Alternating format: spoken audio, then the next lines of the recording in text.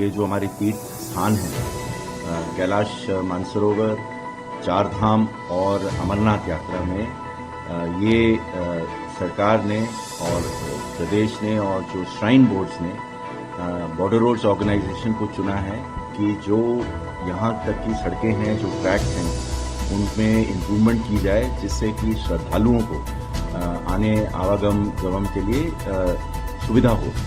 और इन तीनों स्ट्रेचेस के ऊपर हम अभी काम कर रहे हैं और हमने कार्य अपना कंप्लीट कर लिया है। एक एक करके अगर मैं बताऊं तो जो अमरनाथ यात्रा है, इसमें दो रास्ते हैं। एक तो बलटल से जो सोनमर्ग की तरफ से चलता है और दूसरा जो चंदनवाड़ी है जो अवंतीपुर से चलता है। तो दोनों रास्ते हैं जहां से श्रद्धालु चढ़ते हैं होली गुफा के लिए। और ये जो रास्ते थे, ये अब तक जो थे ये 3 से 4 फुट के थे और यहाँ पर पहाड़ी इलाके में ऊपर चढ़ाई में चलने में बहुत असुविधा होती थी और डेंजरस भी था। तो सुरक्षा की दृष्टि से और चलने की दृष्टि से और जितने यात्री आ जाएं उनकी नफरी को बढ़ाने के लिए जो श्राइन बोर्ड है और ऑनरेबल लेफ्टिनेंट गवर्नर साहब श्री मनोज सिन्हा जी, इन्होंने हमें ये टास्क दिया बॉर्डर रोड्स को कि इसको वाइडन किया जाए। और अभी मैं खुशी से कह सकता हूं कि हमने तकरीबन 45 किलोमीटर का ट्रैक वाइडन किया है जो 12 फुट तक है। और जैसा कि आप जानते हैं ये पहाड़ी इलाका है और ये हम यहाँ पर ब्लास्टिंग और कटिंग करना नहीं चाहते हैं, क्योंकि रास्ते में भी बहुत सारे छोटे छोटे मंदिर हैं और ये फ्रेजाइल एरिया है, यहाँ पे लैंडस्लाइड है।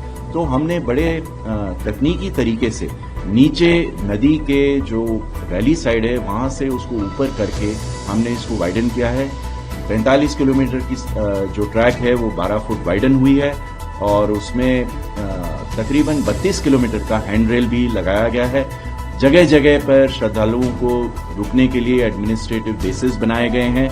और मेरा मानना है कि इससे 3 चीजें हुई हैं। एक तो सेफ्टी की दृष्टि से जो ट्रैक है वो आसान हो चुका है। दूसरी बात यह है कि चढ़ने के लिए यात्रियों के लिए सुविधा हुई है।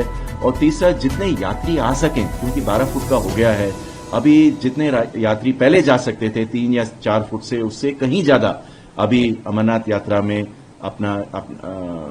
जा पाएंगे और वहां तक मंदिर परिसर तक वो जा पाएंगे।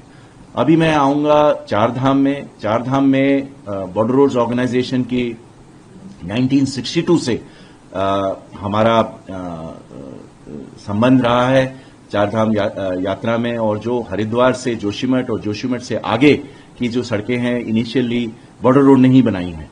और एक पुरानी प्रथा है जो आप सुनेंगे कि जो रावल जी हैं, जो हेड प्रीस्ट हैं हमारे जोशीमठ बद्रीनाथ के मंदिर में, तो वो जो हैं बद्रीनाथ के मंदिर से जोशीमठ बॉर्डर रोड्स की व्हीकल में ही आते हैं, उसकी गाड़ी में आते हैं। और अभी ये तो पहले आप जान सकते हैं कि पहले जो रास्ते थे वो कठिन थे, तो बॉर्डर रोड की व्हीकल में, बॉर्डर रोड की गाड़ी में आना जाना उनका बनता था।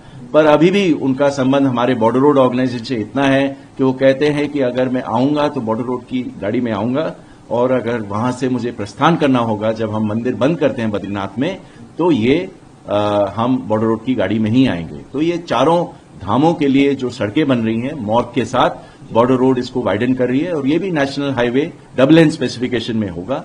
इसमें मैं एक चीज मानूंगा कि ये पूरा बहुत इको सेंसिटिव जोन है और हम नहीं चाहते हैं कि कोई भी इसमें इकोलॉजिकल बैलेंस में कोई कमी आ जाए। और हम पूरे ऐसे तकनीक अपना रहे हैं जिससे कि कम से कम ये इसमें डिस्टर्बेंस हो और हम ये बहुत चारधाम यात्रा के लिए और जो हमारी स्ट्रेटेजिक जो सामरिक दृष्टि से हमें सड़कें चाहिए बॉर्डर में जाने के लिए, इस एरिया में बन जाए। और लास्ट में मैं बताना चाहूंगा, जो हमारा पिथौरागढ़ डिस्ट्रिक्ट में काली नदी के साथ में जो सड़क है जो कैलाश मानसरोवर को जाती है, ये तकरीबन 250 किलोमीटर की सड़क है। और जैसा कि आपको मालूम है, honourable chief minister Uttarakhand Shri Pushkar Singh Dhami ji ने कल ही टनकपुर से यात्रियों को यहां फ्लैग ऑफ किया था। और कुछ सालों से ये जो एक यात्रा है इस एक्सिस से नहीं जा रही थी। हम सिक्किम से ये यात्रा कर रहे थे। इस बार कई सालों के बाद पहली बार ये यात्रा यहां से हुई है। ये यात्रा और शीघ्र और ज्यादा सुविधापूर्ण होगा और ये जाएगा जैसे टनकपुर से, और ये गुंजी जो 13,000 फुट पर है वहां पर ये यात्री रुकेंगे और हाई एल्टीट्यूड के लिए एक्लेमेटाइज करेंगे। फिर उसके बाद ये जाएंगे लिपुलेख पास तक। लिपुलेख पास तकरीबन 17,900 फुट है और जो हमारी बॉर्डर रोड की सड़क है ये पास से सिर्फ पीछे 500 मीटर है। तो ये पूरी यात्रा ये गाड़ी में कर पाएंगे और वहां से ये पास तक चढ़ेंगे। पास के बाद फिर जो दूसरा देश है उसमें ये जाकर के जो कैलाश मानसरोवर का यात्रा कर पाएंगे। ये तो आपने ये 3 रिलीजियस साइट्स के बारे में पूछा है। सारे जितने भी प्रदेश हैं जो हमारे नॉर्दर्न बॉर्डर्स में हैं, चाहे लेह लद्दाख हो, हिमाचल प्रदेश हो, और जो उत्तराखंड है, सिक्किम है, भूटान है और अरुणाचल प्रदेश, और नीचे आकर के नागालैंड, मिजोरम, ये मणिपुर, इन सभी में अगर आप देखें तो हमारे सारे प्रोजेक्ट दोनों एक तो बहुत विस्तार से चल रहे हैं और बहुत इनमें इम्पेटस दिया जा रहा है गवर्नमेंट की तौर से। और पहले ये मेरे ख्याल से 15 साल पहले ये मानना था कि बॉर्डर की सड़कों में बनाने में कोई फायदा नहीं है, पर अभी हम देख रहे हैं कि सरकार की तरफ से इसमें बहुत ही ज्यादा इम्पेटस है कि बॉर्डर्स को डेवलप करना है। और एक था कि ये सबसे पिछले गांव हैं, सबसे लास्ट विलेजेस हैं, पर अभी बॉर्डर रोड ये देख रहा है कि सरकार इनको प्रथम गांव मान रहा है कि हमारी जो सामरिक दृष्टि से और जो आर्थिक दृष्टि से दोनों जो रिक्वायरमेंट्स हैं उनका हल सड़कों से हो रहा है। तो आप सड़कें जैसी बना रहे हैं हर एक प्रदेश में, जो भी प्रदेश मैंने आपको बताया है, 2 तरीके के सड़क बनाए जा रहे हैं। एक तो बॉर्डर तक कनेक्टिविटी और दूसरा जो आपकी लैटरल है, यानी एक माला की तरफ से अगर आप माने कि बॉर्डर से तकरीबन 30 या 40 किलोमीटर दूर एक पैरेलल सड़क जा रही है जो बिल्कुल बॉर्डर के साथ साथ उधर से ही एक्सियल्स ऊपर तक जा रहे हैं। तो दोनों का हर एक प्रदेश में, जैसे मैं आपको बता रहा हूं, ये एक योजना बनी है। सरकार इसको इम्पेटस दे रही है, फंड्स दे रही है और इन प्रोजेक्ट्स को शीघ्र सैंक्शन कर रही है और हमारे ऊपर दबाव डाल रही है कि आप जल्दी से जल्दी इन प्रोजेक्ट्स को हर तकनीकी उपलब्धि के साथ में आप शीघ्र इनको संपन्न करें। देखिए, ये जितने भी हमारे नॉर्दर्न बॉर्डर के क्षेत्र हैं इसमें आबादी बहुत कम है और क्योंकि पहले भी यहां पर ज्यादा डेवलपमेंट नहीं था तो यहां पर जो एम्प्लॉयमेंट के, रोजगार के जो माध्यम थे वो बहुत ही कम थे। तो इसके कारण ये पलायन होता था। आप मानते थे कि रोजगार ढूंढते हुए लद्दाख से जो नागरिक हैं वो लेह की तरफ बढ़ते थे, जो कोई हिमाचल प्रदेश में था वो शिमला की तरफ बढ़ता था, जो उत्तराखंड में था वो जोशीमठ से चाहता था कि मैं देहरादून में आ जाऊं। इसी तरह हर जगह वो पीछे हिंटरलैंड में रोजगार ढूंढते हुए और अपने परिवार के लिए बाकी जो सुविधाएं हैं जैसे एजुकेशन हुआ, हेल्थ हुआ, ये सभी जो थी ये पीछे हिंटरलैंड में थी। अभी जब हम सड़कें ऊपर तक बना रहे हैं तो यही जो सुविधाएं हैं, रोजगार है और जो एजुकेशन है, जो हेल्थ केयर है, जो बाकी हर एक नागरिक को जो सुविधाएं हैं वो अभी ऊपर बॉर्डर तक पहुंच रही हैं। और ये सड़कें बनाने के लिए भी हम बहुत हमारे को लेबर की जरूरत होती है और ये जहां के लोकल लेबर हैं इनको हम एम्प्लॉय करते हैं और इनको इससे दोनों को फायदा होता है। हमारी सड़कें भी बन जाती हैं और इनको रोजगार भी मिल जाता है।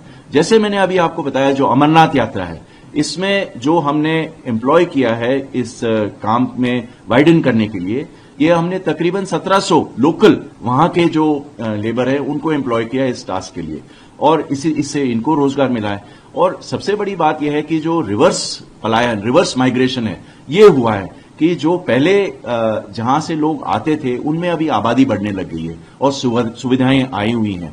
और इससे सामरिक दृष्टि से भी एक बहुत बड़ी उपलब्धि होती है कि जब आपके बॉर्डर्स में आपके नागरिक हैं तो वो फर्स्ट लाइन ऑफ डिफेंस हो जाते हैं। मतलब आपको सिर्फ आर्मी ही नहीं चाहिए, बट आपके जो सिटीजन्स हैं, आपके नागरिक हैं, अगर ये बिल्कुल बॉर्डर पर वहां पर हम इनकी के लिए उपलब्धियां और सुविधाएं करें तो वो वहां पर रहेंगे, वो वहां पर आबादित क्षेत्र हो जाएंगे और इससे सामरिक दृष्टि से भी एक बहुत बड़ी सुविधा होगी। देखिए, जैसा कि मैंने आपको पहले बताया कि ये जो धाम है और जो ये तीर्थ स्थल हैं, ये प्राचीन काल से हैं, पर पहले ये था कि ये बड़े दुर्गम रास्ते होते थे उधर जाने के लिए, और किसी तरह जो थे श्रद्धालु जो यात्री हैं वो ये अपना ये तीर्थ यात्रा कर पाते थे। तो हम देखते थे कि बहुत कम मात्रा में ये तीर्थ यात्रा सफल हो पाती थी, और उसमें कई बार सुनते थे कि कोई एक्सीडेंट हो गया, कोई गाड़ी गिर गई या कोई ऐसी चीज हो जाती थी। पर अभी जो है सरकार की नीति है और सरकार का एक प्रोजेक्ट है कि हमने इनको बढ़ावा देना है और मैक्सिमम जो तीर्थ यात्री हैं इनको ये अपॉर्चुनिटी मिलनी चाहिए, ये सुविधा मिलनी चाहिए कि ये यहां पर जा पाए। ये जैसा कि आप जानते हैं ये पूरे नॉर्दर्न बॉर्डर के क्षेत्र में जो हिमालय जो पर्वत है, तो ये पूरे माउंटेनस स्ट्रेच में है। आपको एल्टीट्यूड में जो हाइट है वो आपको पकड़ना है। तकरीबन आप जो 700-800 फीट की ऊंचाई से, जो देहरादून की जो ऊंचाई है, वहां से आप सीधा ऊपर 13,000-14,000 फीट जा रहे हैं। तो ये पूरा नेचुरली आप माउंटेन स्लोप्स पे है। और बीआरओ का जो एक मैं कह सकता हूं यूएसपी जो है वो ये है कि हम दुर्गम क्षेत्र में हर तरीके के क्लाइमेट में हर पूरे साल हम काम करते हैं। और ये जो इन इलाकों में, चाहे आप कैलाश मानसरोवर लीजिए या चारधाम लीजिए या अमरनाथ है, इसमें जो सबसे उत्तम एजेंसी अगर मैं मानूंगा ये बीआरओ है जो ये काम कर सकता है। और हमारे लिए भी बहुत श्रेय की बात है, और हम भी जानते हैं कि ये हमें अगर टास्क मिला है तो वॉर फुटिंग में हमने ये काम करना है। और मैं ये मानता हूं कि सरकार की नीतियों के कारण तीन चीजें हुई। एक तो ज्यादा यात्रीगण जा पाए हैं ये तीर्थ स्थलों में। सेकंड ये है कि जो यात्रा है वो मोर सेफ्टी से किया जा सकता है और मोर कंफर्ट से इसको संपन्न किया जा सकता है।